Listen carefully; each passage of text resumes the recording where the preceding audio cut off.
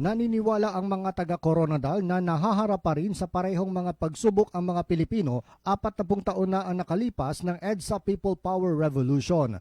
Ayon sa ilang mga taga-lungsod, sa kabila kasi ng pakikipaglaban noon ng mga Pilipino sa diktatoryang rehimen ni Marcos Sr., paulit-ulit lang ang problema ng bansa.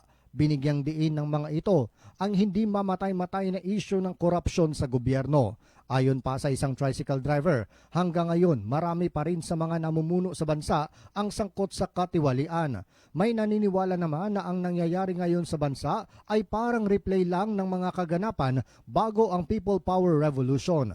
Ngunit para naman sa ilan, ang diwa ng EDSA Revolution na mahalaga sa kasaysayan ay hindi dapat makalimutan ng sambayan ng Pilipino. Ang about sa corruption, as long as nga may gapungko nga corrupt, hindi gina siya madula.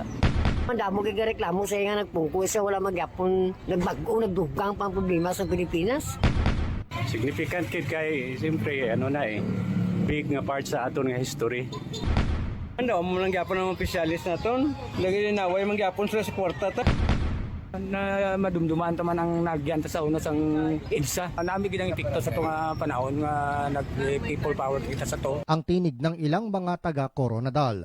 Ang EDSA People Power Revolution ay isang mapayapang demonstrasyon na naganap noong Pebrero 22 hanggang 25, 1986 sa Pilipinas kung saan nagkaisa ang mga sibilyan, militar at simbahan upang patalsikin ang 20 taong diktadorya ni Pangulong Ferdinand Marcos Sr. at ibalik ang demokrasya.